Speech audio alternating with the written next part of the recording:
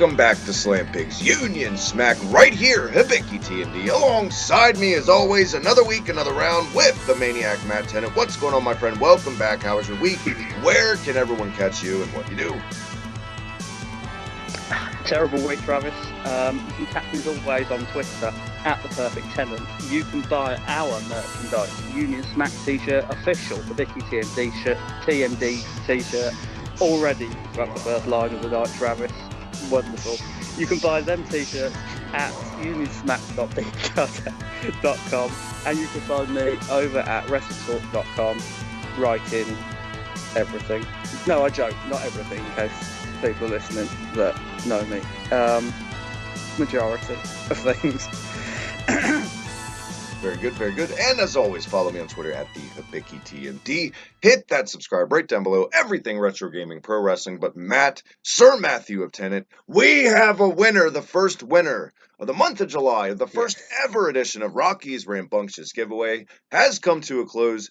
One of you hit us up. We can now officially announce the winner, Matt, is... The winner is Logan Myers. And congratulations, Logan, for getting our two keywords for July, which were Paul Roma and, of course, Hector Guerrero, for anyone who was listening and thinking, those words don't belong where they said them. Well, that's the game, folks. And congratulations, Logan and Travis. This week, August's giveaway begins. So, as usual, listen for the keyword. When you think you have it, DM me or Travis, and we will enter you into the draw to win a shirt at the end of August. And simple as that. Most definitely. And cheap plug to Logan and his channel, Future Entertainment. He's taken the kindness of his heart to officially donate his gift to the winner of his Trivia Mania tournament on his channel. Get over there, check it out, hit subscribe. So there you go. Paying it forward, Logan. Congratulations. And I promise it's not rigged. Logan just happened to listen and get it right. So there you go. There you have it. Stay tuned. Starting right now, this episode. We could have said it already. Might not have. But yes, Rocky's Rambunctious Giveaway continues. Thank you, as always, to The Rock for doing this for us. But man, another week. It's getting tiresome at this point. Unfortunately, Matt, somber news. Start off the show again. Yeah, we are officially, Travis, cursing the wrestling world because this is the second week in a row where we've gone to record and someone that we loved and respected as children, teenagers, adults, died on us. You know, a day before we came in to record. So, damn. Is it our fault? Like, I feel like something's trying to tell us to stop podcasting because we just keep killing all these guys. No, I'm just kidding. Jim the Anvil Neidhart, unfortunately, passed away yesterday. Very unexpectedly. Wasn't sick. Apparently now it's coming out was dealing with some bouts of Alzheimer's. And we're saying now the official cause of death. It looks like that happened and he tripped, fell, hit his head. Fortunately, it was a fatal wound. All jokes aside, everything else, our thoughts, all that good stuff, definitely got to the Hart family, Brett, Natty, TJ, all those guys. Talk about a family that, rotten luck isn't even the word, but it's crazy to think the only member of that stable left now is the leader, Bret Hart, Matt. It's it's sad and it's baffling all at the same time. Like, one family could have so much disaster happen. You know, and not even just a bit. It's like so much. Bret Hart's lost brothers, brother-in-laws, cousins. I'm pretty sure before one match in the early 90s or late 80s, Dean, literally the night before he lost a brother, did he not, or a nephew? Yeah, or Dean something Hart. along those lines. His brother Dean passed away from cancer, and at Survivor Series 90, it came down to him and DiBiase in like the last two in a match. And Piper, I vividly remember on commentary, kept saying, "Do it for Dean." There you go. Wonderful knowledge. It's amazing you did not go further in the trivia tournament, Travis, but that's another subject for another day. Jim, what can you say about Jim? Like, massive personality, quite a good wrestler as well for a man of his size. My memories of him are, of course, Hart Foundation, the original Hart Foundation, in the late 80s, early 90s. You know, that terrific match they had with Demolition at SummerSlam 90, I think I'm Yep. right in saying. 2 out There of you 3 go. falls. Wonderful match, you know, and they had. If you've never seen a Hart Foundation match, you know, if you just think wrestling in the early 90s is just like old, boring wrestling, it's really not. Go back and watch some of the Hart Foundation stuff against Demolition, against the Rockers. It was You that. know, It was just even that. against like, The Bulldogs, the Rockers, I'll even throw in there. Those 3 teams I feel like were harbingers for this new style yeah, that we saw come into the WWF in the late 80s, early 90s that you'd never seen in that territory before. mhm. Um, and the Hart Foundation, the tag team, just Jim and Brett, are my favorite kind of tag team of like the serious straight man and the crazy bit. It's like a big little brother kind of thing they had going on, and I loved that balance. And they were just a thrown together team. That's the craziest part about the whole thing of the Hart Foundation. It was just their idea of like, you're not going to do anything with us anyway. Just put us together. Call us Yeah, the Hart Foundation. We're friends with Jimmy Hart anyway. It makes sense, and the rest is history, man. And I love that match with Demolition. One of my favorite tag team matches of all time. I don't know what it is. That crowd was red hot for that match. Jim Daniel Neidhart, unfortunately, didn't have the single success Brett would. Um, no, and no. they would try to rehash that again with I mean, the awful new foundation with Owen, which I don't think that had a chance out of the gate. There's no way that could have lived up to the team before it. no, it didn't. And they even rehashed the rehash, Travis, when Jim turned on Razor Ramon at King of the Ring 94 and sided with Owen. I was there. You know, it wasn't.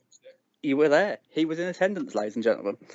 It wasn't the, you know, quote unquote tag team they had going. You know, Jim Jim the Anvil Neidhart was almost Owen Hart's bodyguard, Yeah. if you will, in '94. You know, and then of course into the Attitude Era with the Hart Foundation, Bulldog Owen, Brett, Brian Pillman. And I think that's really where it ended for Jim. Yeah, I agree. I don't want to come Wrestling off, I don't wise, want to come I off know after disrespectful. that, I don't want to sound disrespectful for our little moment yeah, for Jim Neidhart, but he was always the guy in that stable that he was the one that never had a storyline. Even going into SummerSlam '97, Bulldog had a feud with Shamrock. You had Pillman and Goldust. You had Owen and Austin. You had Brett and Taker. Jim was there. He was still kind of like that diesel enforcer guy for the stable. You know, he didn't really yeah, do anything. I agree. Dare I say, he could have just not been there at all, and it wouldn't have added or taken away from everything. He was just like another nuance to throw onto the total package of the Hart Foundation for like the visual, I feel like. Yeah, yeah.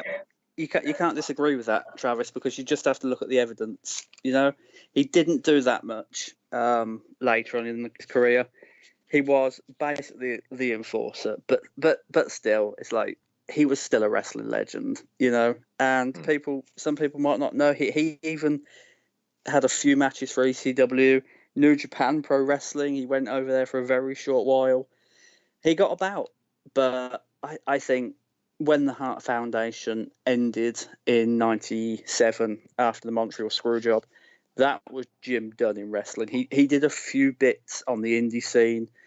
Yeah, even up to like 2015, 2016, he still had a few matches here and there on the indie scene. But if we're being brutally honest, Travis, like Hart Foundation, early Hart Foundation, and WWF Tag Team Championship run was, you know, the pinnacle of his career. I totally agree. I feel like his biggest singles match ever was on a Saturday Night's Main Event against Macho King, which he still lost anyway. And let's Yeah. say it, WCW did absolutely nothing with Jim Neidhart when they brought him in. They put him in Nope. they made him and the Bulldog a tag team and made them jobbers, pretty much. He was a jobber in Yeah. WCW. And that's no way to treat.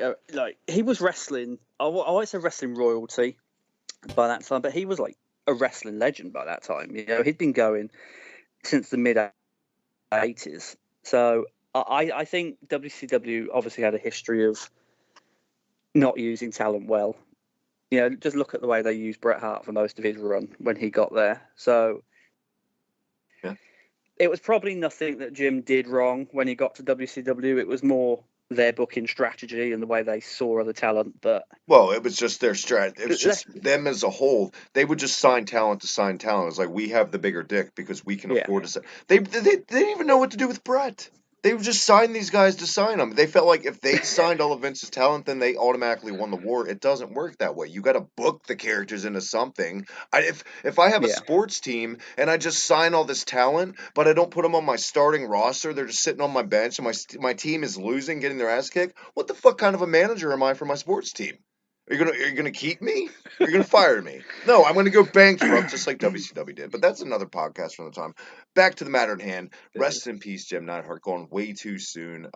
Really sad, really Yes. tragic way to go out. Yeah, and another tragic week for wrestling. You know, this is the second/third tragic week we've had. You know, I know last week Brian Christopher was laid to rest last Friday. You know, he and Brickhouse Brown and Nikolai Volkov all passed away on the Sunday, and now Jim Neidhart is like, fuck. You know, and that is the best word I've got to describe it. I'm ready to start off the Fuck. show next week with some good news. Finally, enough is enough. It's time for a change. Rest in peace, Jim Neidhart. UK NXT Indeed, spoilers, indeed. show 2, week 2, whatever you want to be, are in the books. Guys, go ahead, skip a few minutes. Here's your official spoiler alert. If you don't want to know what's happening, don't blame us. Yes. We told you it's coming. Matt, what happened with Danny Burch and Pete Dunne? Well, apparently it was a 15-minute stunner, as we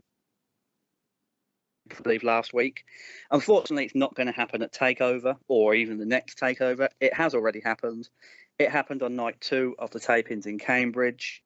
Out of all the matches that we know are coming, this will probably be television-wise week 5 maybe. So you're going to have to wait an additional 5 weeks after it starts to see it. But this is the match I'm most looking forward to because, you know, I stayed away from videos of it on the internet just to see it properly on the network. Apart from that, Travis, we have Millie McKenzie, who has made a, let's say, official UK debut. It was in a dark match against Killer Kelly, and Killer Kelly won. Her first match she'd won in NXT UK out of 4, but never mind. That's good news. You know, I don't want them to push the Millie McKenzie Pete Dunne partnership down our throats, but she could be there in the background. You know, don't make him a comedy character. Just make them something that will ultimately help the brand down the line. Yeah, just the name of the affiliation in their past or something. Just throw it in every now and then. In the beginning. There you go. And can I just say, Pete Dunne posted on Twitter, I think it was week before last, a brand new T-shirt, which I really have to get. It was, let me get this right, it was like the official England national football team crest, large on the front, with a lion in, which is obviously anyone who supports England, the 3 lions. And then it had just a little, I think it was a little lion cub next to it, and underneath it's got Bruiser Mates on it. And I need that T-shirt when it becomes available. Well, there you go. I have been keeping up with NXT too, and I did see that it is now official Mustache Mountain and Undisputed Era at TakeOver, which you wanted and you called. Yes, So congrats. I did want it. I think it is the right call. And now the next set of tapings, I should say, I believe they're in Birmingham at the end of August. I should have written the dates down. I'm going to say 26th and 27th of August. It could be 25th and 26th. I'm sure people will correct us if I'm wrong. Mustache Mountain will obviously lose at TakeOver. You know, that can't be a spoiler to anyone. And then I think they're going to use that momentum going forward to pit them against the Coffey Brothers for the new NXT UK Tag Team Championships. And speaking of the Coffey Brothers, Wolfgang gave us a surprise heel turn on the second night of the tapings and sided with the Coffey Brothers. And now we have sort of our first stable of NXT UK, just them 3 massive Scotsmen. And Wolfgang, I feel like desperately needed that character shakeup. Yes. Because you could just see it with the match with Adam Cole. He Like, he was over, but when you put him out there with a guy more over than him, people forgot about Wolfgang in a second. So. Yeah, I agree. Just look at him and Adam Cole on night 2 of this year's UK tournament. Like, he might as well not have been there once Adam Cole came out. Exactly. He had no presence at all.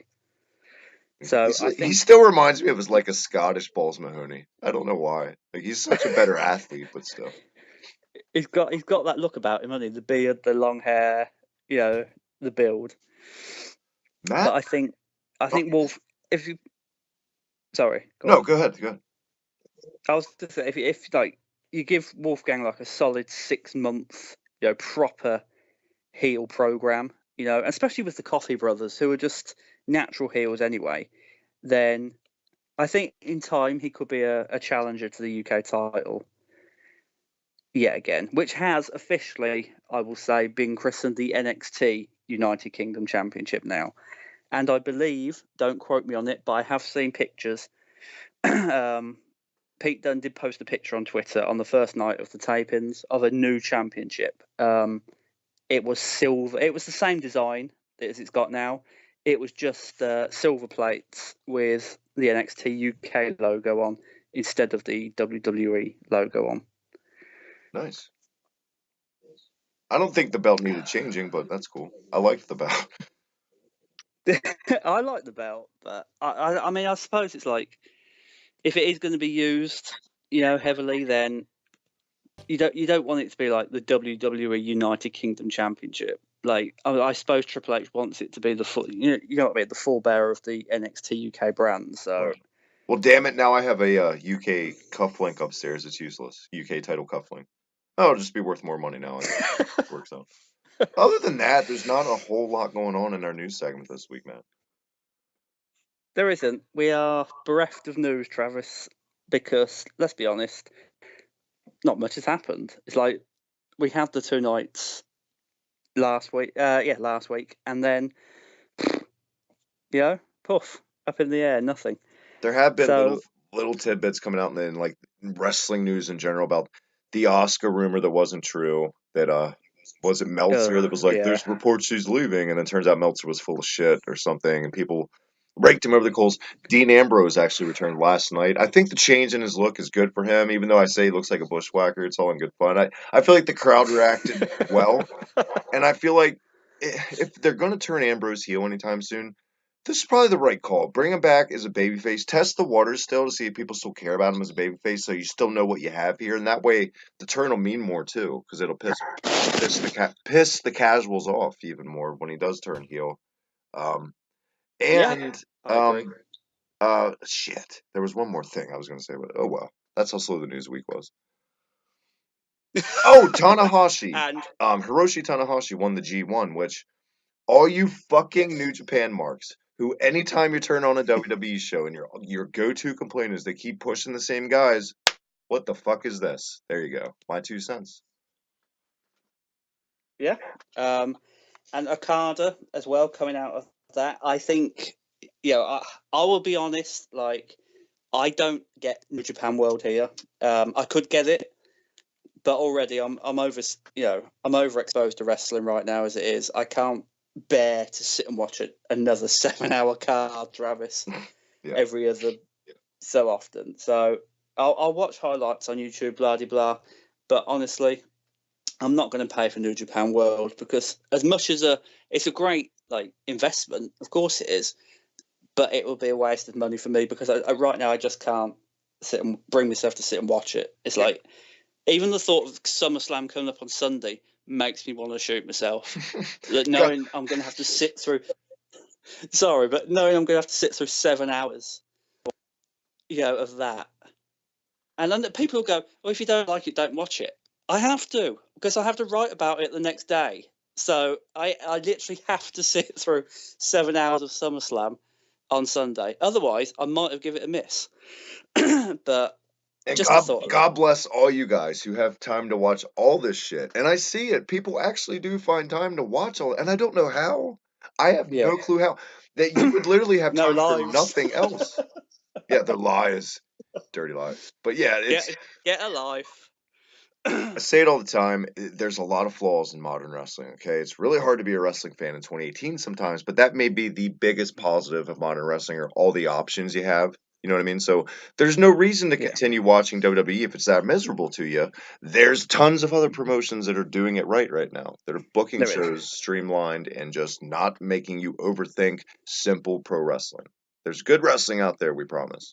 And honestly, the only reason like to sit and watch WWE right now and then moan about it is if you have to sit and write about it. I thought you were gonna say Zelina So Vega, but yeah. I was Lena Vega, Ember Moon, Alexa Bliss, any of the hot women on Raw or SmackDown, really. You could throw Liv They're Morgan in there if you want. I won't be mad at it. fine. I'll throw in her in too. Oh, forgot Ronda Rousey. How can you forget Ronda Rousey? Hot as fuck. Anyway, yes, they're a good reason to watch. But honestly, unless you've got, unless you really have to write about it in detail for a living, hint, hint, then you've got All In coming up in 2.5 weeks. Yeah. Save your time and patience for that. And do you know what, Travis? That might be the one indie event that I actually pay out money to see. There you go. It's Because now what? Pentagon Junior and Okada. Or no, excuse me, yes, Omega officially. Omega, yes, and of course we've got the which I'm pretty certain will be the culmination of Nick Aldis's NWA World Heavyweight title run. He's gonna lose it to Cody. Yeah.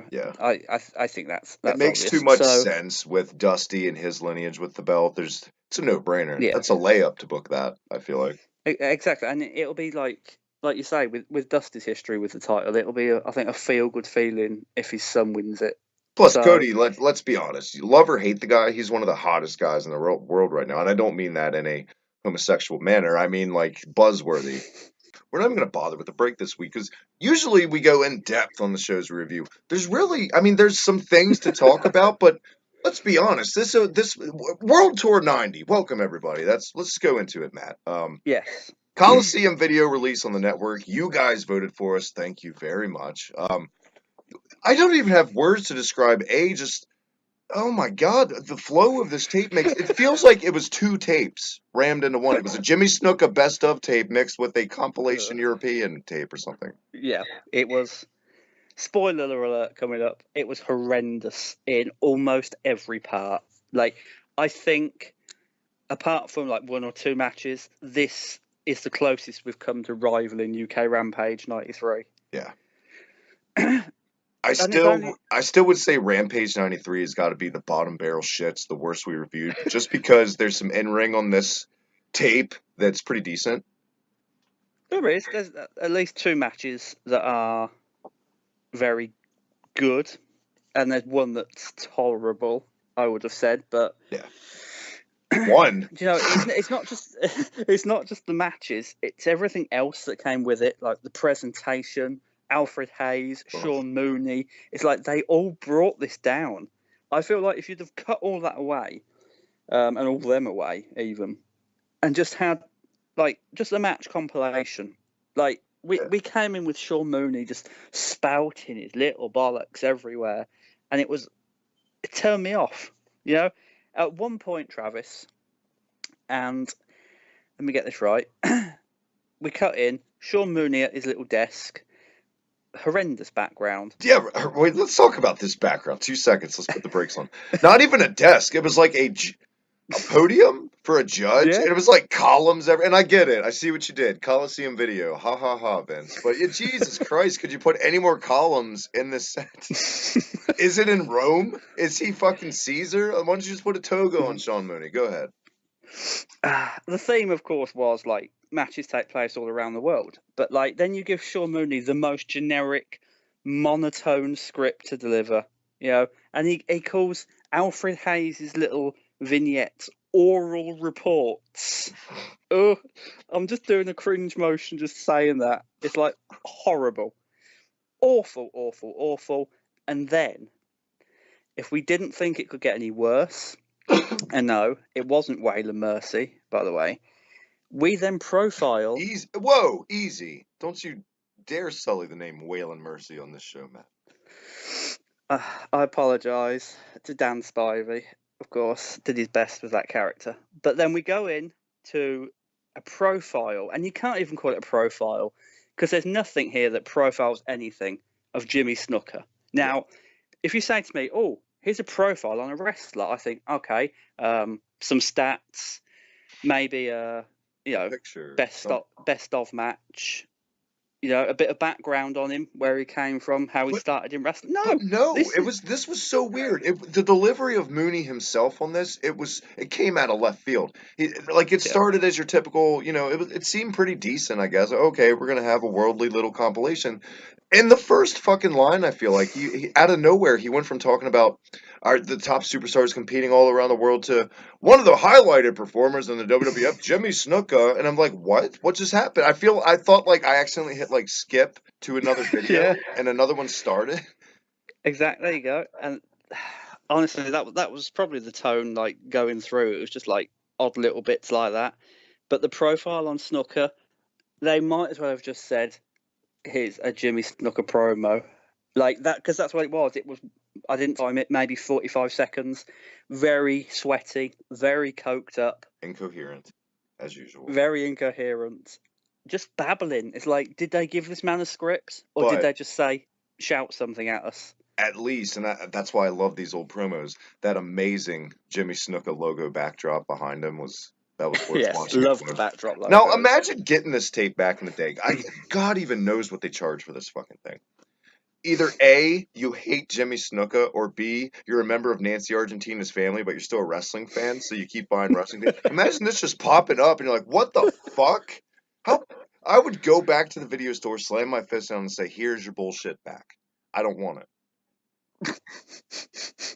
And that's why Travis never got that job as a wrestling reviewer. But yeah, this came out of Sorry. nowhere. It was a terrible promo, followed by two. The second match was him and Honky Tonk Man. Wasn't the shits. Okay, it would have been fine in the middle of any other card. I feel like, but the first match was Snooker with Boris Zukov. Fucking awful, wasn't it? You kick off a tape with Boris Zukov in a singles match. What makes you think in any way that's a good idea is beyond me. They just let's be honest. And honestly, like, I'm I don't know how, you know what I mean. It's like, it's one of those things. It's indescribable. It was bad, but then it was calamitous in parts as well. It's like, did you? I'm still convinced it was probably just me. Did Jimmy Snooker fall off of that top rope in the Yes. first 30 seconds? Yes, he did. I thought I didn't see it properly. It's like he springboards onto the top and just takes a really just comical, oh dear, tumble. I feel like that's how hit or miss he was in ring at this stage of his career. He could still pull off some phenomenal shit. Like in the next match with Honky Tonk Man, the Yeah. finish, he hit the Superfly splash, but the way Honky Tonk was positioned, he transitioned in like midair, and they kept talking about it on commentary too, and it looked pretty good. Like I had to give it to Superfly on that. That was a nice little. It reminded me like when RVD would move in midair, like to hit his opponent. Yeah. Right. Yeah. But you're right. The match before it, that was the other end of it. His best Sabu impersonation, falling off of fucking ropes. Boris Zukov looking lost the entire time. Not, if anybody wants to study a tape of how not to sell in a pro wrestling match, watch any This is Boris it. Zukov match. Holy shit. And do you know what? The chin locks made it worse and extended it horribly. Lord Alfred Hayes on commentary, Jesus Christ, I thought we were done with this bloke. He talks and talks and talks and says nothing. How can you talk for 10 minutes and say nothing? You know? That's an art all of its own. And obviously, by the end of this tape, I was so fucking done with Lord Alfred Hayes. Like But that's your he's ambassador. That's your figurehead, man. That's your I don't know. But uh, yeah, same. And you know what? Don't say we didn't give back to you guys. In my opinion, this is a 2-for-1 shot. You're getting 2 videotapes reviewed in one episode. But that was the end of the best of Jimmy yeah. Snuka after all this bullshit. And then it was like, Thank God. Thank God. let's go to elementary school with Lord Alfred Hayes and learn about a bunch of boring shit. I thought I was watching public television because it was a vignette or whatever the hell it was of showing all this stock footage of like landmarks over there in Europe, and just Lord Alfred Hayes quoting the Yeah, most boring shit, sounding like he's reading out of an encyclopedia. And this seemed like it went on for 25 fucking minutes, but in reality, it was like not even 2 minutes. But it oh, was, and they piggyback that off of Hulk Hogan on tour. You know, yeah, like yep. they built us up to think, oh, we're gonna see this big Hulk Hogan tour. We're gonna see him like go around the world and show off the title and blah de blah de blah. No, it was, as far as I saw, Hulk Hogan walking down a street for 5 seconds, and then you cut to Alfred Hayes giving us this history lesson. And honestly, the highlight of this for me, Travis, was Alfred Hayes standing against the backdrop of the Eiffel Tower in France. For anyone who didn't know, talking about the Hulk Hogan tour with the line, "Here in Belgium, dear God Almighty." And You're like standing against the Eiffel fucking Tower. How can you not know what country you're in? somebody fucked up in the green screen editing part. And you say Hulk Hogan walked for like 5 minutes. As soon as his camera stopped rolling, he's like, "All right, brother, let's get in the car and get the fuck out of here, dude." He just split. He didn't even know where he was at in England. It was just a random street. That's it. But finally, some decent anything at this point, in ring wise, European worldly feel. What did we finally get to then, Matt? We finally got to Bret Hart versus Dino Bravo from London, England. Finally, somewhere that wasn't America, Travis. Because, to be honest, no disrespect to you or anyone in America, this is a world tour tape. Yep. First two matches were in America. The second match is from Madison Square Garden, for Christ's sakes. Jesus Christ Almighty! Like the pacing of those, not the pacing, sorry. Like, I can't even find the words. You know what I mean? Putting them on the tape, the order they put them on in, Yeah. it was just as it was as bad as a Waylon Mercy promo. Yeah. Sorry, Or match. but Pick your poison with Waylon. a Waylon Mercy match. God bless you, Dan Spivey. But yeah, Bret Hart, Dino Bravo, very very good match. Like, it probably isn't going to interest new fans because there is a lot of technical stuff. There's a lot of selling. A lot But of stuff you don't see But for people that have like now. dealt in the doldrums of wrestling hell for the past couple of shows, like Matt and I, this looked like Savage and Steamboat. This was Oh way yeah. better than it probably had any right to be, considering Dino Bravo was in it. But this is a credit to Bret Hart again. Imagine I'd say Hmm. that Bret carrying a guy, and he did until, and it's so unbelievable. Off air, I asked you, I'm like, is this the match from Beyond the Mat Bret was talking about, where he hurt himself? And Yes. you're like, yeah, I actually have that written down. We didn't even talk about that, but yeah, finally, I've been looking for this match forever since that movie came out, and I could never find it. But finally, this was the one. Dino Bravo on the outside of the ring mat went to give Bret like a snake eyes on the guardrail, and Bret came Yeah. down in a shoot on his sternum and broke it. Couldn't breathe. He said him beyond the mat that he tried to communicate to Bravo that he was injured to take it home, but Bravo couldn't hear him. Bravo kept stomping him. Obviously, the finish is Bravo win. I don't even know if this was maybe the planned finish. But Bravo winning with like a schoolboy roll up or something, Matt, and it looked Yes. not as bad as Owen and Austin in that roll up, but not too Still far off. pretty bad. Yeah. It looks still pretty bad, doesn't it?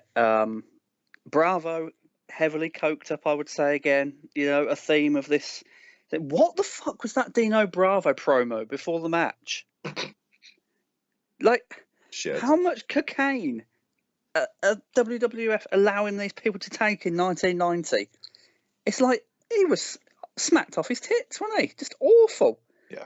Babbling, garbling, blah, blah, blah, blah, blah, blah, blah. As far as I could make out, Bret Hart, I don't know whether you noticed this, came out in a different top than to the promo he'd just given. Yeah. They did this all the time back then with pre-tapes. Like I remember, like Yeah. SummerSlam, or like Texas Tornado had a match, but he did a pre-tape with Mean Gene in white undies and came out to wrestle in yellow undies. This happened all the time. It's like everyone was so smacked off their tits on cocaine, the editors were like, "Fuck it, it doesn't matter." Yeah. Let's just put it on. That they're stupid. No one will know, but we do know. So, and can I just say the one thing that ruined this match for me? And I shouldn't say ruin, Travis, because it didn't like ruin me enjoyment. It was just something I picked up on that I didn't like. How long was Dino Bravo outside the ring for early in the match? Like, Yeah, no, The ref are could have we in New counted to, Japan with a 20 count? Like, come on, yeah, Dino, get in like there. the ref could have counted to 50 and kept going. And Dino Bravo's just wandering around the ring, just wondering where he is. Someone tell him he's in London, please. Let's put You all the know? pieces of the puzzle together. That promo, injuring Brett, and being lost as fuck on the outside count, he was definitely hashtag smacked off of his tits on some substance in this. Dino Yeah, was out it to was. lunch. And it's a shame because Dino Bravo wasn't a bad wrestler in his heyday. He wasn't great.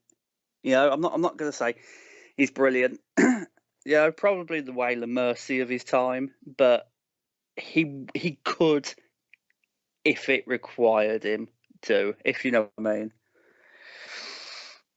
The Dream Team, He when he filled in for Brutus Beefcake with Greg Valentine, I feel like yeah he was pretty decent in ring. But then yeah we have he was. matches we reviewed in the past. Who was his tag team partner against the LOD? Christ. Remember Iron Bobby? Sheik, There you go. but no, not the Iron Sheik. The General Adnan. There, yeah. Colonel Yeah. Mustafa was the Iron Oh, Sheik. Colonel Mustafa. Get them mixed up all the time. But Let's that, be honest, they were both rotten. that's Brett and Dino Bravo. I'm glad I finally saw the match, and like we both said, I would recommend this Yeah. match just for the history of it and from being in the movie, Brett talking about it. Yeah. It's a good technical match. Let's say mostly thanks to Brett, but Bravo holds his end mostly. Let's say mostly. Can I just tell you, after this, I was flabbergasted at the lack of wrestling knowledge from people who work in the business. Because we cut back to Sean Mooney sitting at his little desk with his little plinths, whatever you call them, columns, blah blah blah, talking about Dino Bravo, an earthquake. Oh God, I can't even believe he said this. Called them rhythm and blues. So rhythm and blues, Dino Bravo, and earthquake. Please, it's like, just get it right. Yeah. Everybody knows it was Honky Tonk Man and Greg Valentine. So why have you? And do you know what? He wasn't even ad-libbing. Someone had written this for him. So Vince McMahon had employed somebody who wrote a line that was, factually inaccurate. And It's nothing. Do you know amazing. what, Travis? Nothing's changed today. It's probably worse today with their editing and what they don't bother to give a fuck about. But it's amazing the lack of effort that went into these Colosseum videotapes. All of them. There's always Yeah. at least one part where they're like, really? They didn't see that in the edit, but because this show is it's a compilation, okay? It's not an actual event. B, we're getting a little short on time soon. Let's kind of not go into in depth too much on everything that's up. I will say this: this was the next time we get in our plane and fly overseas is to Japan, right? It was that crossover SWA WWF show back in the day, right? Yeah. That had Yeah. Ultimate Warrior defending against Teddy DiBiase. Wow. Do we go back to the whole not knowing how to sell argument, and I know that people they love the Warrior and they put him in the Warrior Award, but Jesus fucking Christ, I felt bad for DiBiase in this. Yeah, me too. Um, I feel like it was made worse by Mooney calling it one of the most exciting matches of all time beforehand. That sort of got my expectations up. But yeah, bad. Was it Short. was it just me, or did the Japanese fans over there were they mocking the Warrior? Like it seemed like they were treating him like So, Roman. They had this yeah. weird chant every time DiBiase would do something, like they were behind DiBiase, and I swear to God, I heard people booing the Warrior over there. Do you know what? I think the Japanese, and even then, when they didn't have the New Japan they've got today, held wrestling to a higher standard. Yeah, Ted DiBiase was known to Japanese audiences. I think that was probably part of it. right. Warrior wasn't. He was known, but I don't know if he was respected because they're not going to accept anything. You can't go from like seeing matches with Jushin Liger and Tiger Mask 2 to this. Like, This, yeah. All right. Let's say he was known, but he wasn't as respected as Ted DiBiase, because I'm pretty sure they obviously got WWF television over there. Otherwise, what's the fucking point? yeah, in why are touring they the there? country? Yeah, Exactly. Match is okay when DiBiase is in charge. It borders on okay when he's got the lead. It's just the problem I've got with it is it's for the WWF Championship. It's a nothing match. Like, you've got a different country, WWF title on the line. Make it something special.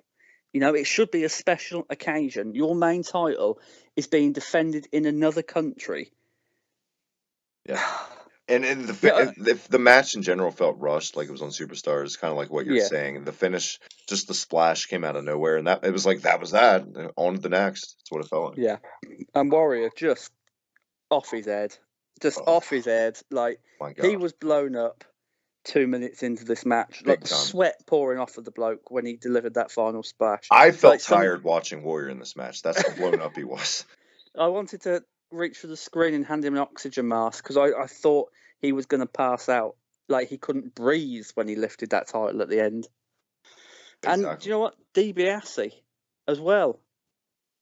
Both those Just guys. Maybe it was that goes back to the crowd. Maybe it threw him off in a way. Warrior was it, not used to getting booed. Let's say it. yeah, that's true. That's true. But surely, like anyone with half a brain would think, I'm up against somebody who's been to this country before, somebody who's respected in this country. I should probably expect some negative feedback, Right. not go out there and think, I'm the champion, I'm the fucking epicenter of this company. Of course, everyone's going to love me. Just use your brain, you know? Well, LOL Jim Hellwig, man. That's what a zany fucking character he was. Rest in peace again. Another dead guy to talk about Yeah. on the show. That took us to Paris, France next, right? Yes, to the Rockers versus the Fabulous Rougeos. First And of I know all, you. Go sorry, on. go ahead. No, you I go. was just going to say, I know you said to me you liked this before we came on air. I found it in parts to be very slow and very unlike both teams. You know, in every other part, yeah, it was good, but like in the middle, it really slowed, and it was just like, are they, them in the ring thinking the crowd aren't really reacting to it, so let's just go through the motions. If this was 2018, the Rougeos would have been treated like Hulk Hogan in the 80s over there. I feel like Yeah, this yes. goes to show the difference in the time with smart fans and pre-internet days. Obviously, the Rockers were treated like the baby faces, like they should have been. This was that Paris show that they would always kind of splice clips in on American WWF television. I was always, as a kid, it blew my mind because it was the only WWF show for years with like lasers and that amazing little like church glass entrance thing tunnel and these French models with like pink weird punk rock hair escorting the Rockers to the ring. Like this was as a I'm, kid, this looked like I was like, where can I find this? But say la vie, not till I'm 34 years old, I finally get to see this show. Very I'm weird. pretty sure we had that entrance and that arena on one of the Legends of Wrestling games for the Yeah, PlayStation 2. I'm pretty sure. I remember something like almost identical to that. very weird. Also, that the ring apron says Canal, but obviously that's the broadcast station over there, Yeah, wherever this yeah. was. So, but But yeah, also very odd that you've got two French Canadians in Paris carrying American flags to the ring. But there you go. right. Like I said, I like the match. Probably my favorite on this tape, but considering what it was up against, that's probably why. Maybe if I went back, it would be more like what you said, slow. But it was Yeah. fine. I mean, I wouldn't say go out of your way any day to watch anything on this tape, but this was okay. It And was. holy fuck, was Gorilla Monsoon and Lord Alfred Hayes harsh to that dead promoter? I can't remember his Oh name, my but God! I my was like, who? God. How much money did this guy owe Gorilla Monsoon when he fucking died? they buried him like, deeper than he was already. Yep. It was awful. Was it Awful. Duggan time? Unfortunately. Oh, it was. It was back to London, back to Jim Duggan versus the Honky Tonk Man. Shit, And shit match. Amazing entrance ramp with the steps. Holy goddamn, that yeah, looked cool. how many fucking steps were there? About I don't know. 30. I'm amazed Duggan made it. Gotta be honest. This was, of course, his King Duggan phase. Like, Yeah, Jerry Lawler music and all. and he did just the fucking fucks about at the beginning with silly faces, silly walks, just It's like Monty Python, silly walks, fucking yeah. Jim And Duggan. do you know what? By the end of this match, looked like he'd been masturbating for a month. That's how blown up he was.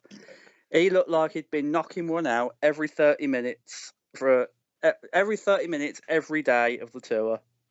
That's how knackered he looks. And I don't wish to get base or coarse, but yeah. That was the absolute most perfect way to describe that match. I have nothing else to say about it other than it was horrible. And then it was Hulk Hogan and Macho Man Randy Savage, correct? Ugh.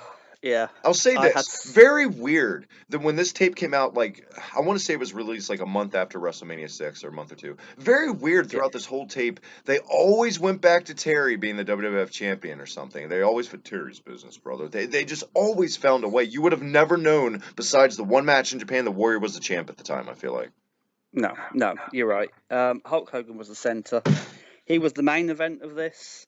What can I say apart from Elizabeth was fucking hot at the time? Like, yes, please. Once again, apart from that, rest in peace. Another person on the show to talk about. God. I wonder what Hulk Hogan would say about this match if he was here, Travis. I don't remember it, brother. It was in Europe, dude. We phoned it in a lot. It's not a good day at the office, man. Yeah, I feel like that's Hulk Hogan's take on the match. Thank you, Terry, for coming on. I gotta agree with the Hawk, man. It was a nothing, beyond a nothing match. I feel like their match on Saturday Night's Main Event with Buster Douglas was better than this, and that match sucked. So yeah, it did. And Savage spent, I'd say, 80% of this match on the outside. Yep. Just so much. So much stalling at the beginning, just rolling out, get back in, I'll roll out again, walk around the ring for a bit, go up the aisle. Oh, I expected something rivaling their WrestleMania 25 match because I'd never seen this. I'd never once seen this match in all the years we've been watching wrestling, Travis. So I was expecting something brilliant. And what we got was just a pile of dog shit. Boy, were you disappointed. This was so and then that's World Tour, not big shocker. Hogan won, and that's the general consensus of this tape, this show, whatever you want to call it. Disappointing. On paper, there was a lot of potential here. Just looking at, besides like the Snuka part of the tape, but like you got Warrior and DiBiase, Rockers and Rouge. There was some good stuff here bound to happen. Just another underlying theme this whole time. And thank God the guys today, they still, on the house shows even, I feel like sometimes even more, give more in ring. But back then, it was the epitome of not giving a fuck about any show that's on American TV. Let's say it. Yeah. Nobody cared. Yeah. Besides like Bret Hart.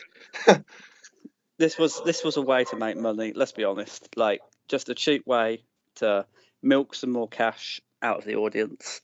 Give them a tape full of matches. They'll enjoy it. They'll come back for more. And you know what's even worse than that, Travis? We've got 2 more world tours on the list to give people a choice for us to watch and review. But next week we are, and I've just made this decision, Travis, so I hope you agree. In the spirit of SummerSlam, we are going to SummerSlam 93, which Travis said to me about a few weeks ago. And you know what? We've been doing things.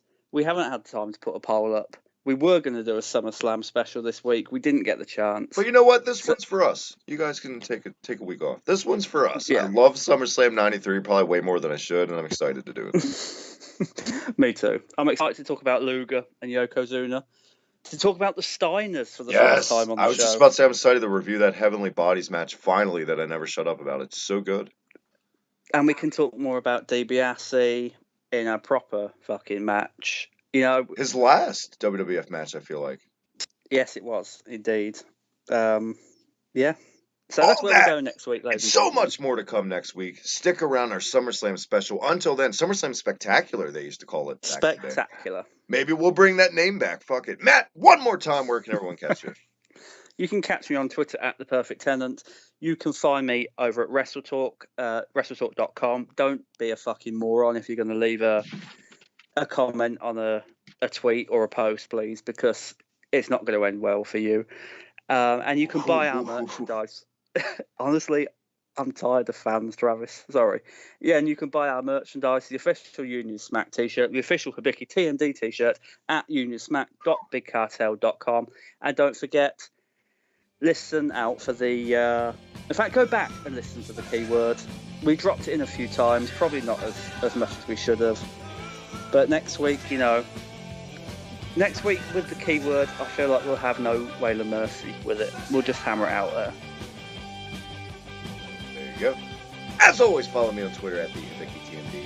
And by the way, if you're going to check out WWE 2K18, there's some great Wail and Mercy creator wrestlers in the community. Check it out. Spot on. Matt, my Saw them. Got one. There you go. I've downloaded too. Fuck it. Matt, thank you as always, my man, for joining me. As Pleasure. always, hit that subscribe right down below. Until next week, we did it. We survived another one. Slam Pigs Union Smack. Cheerio.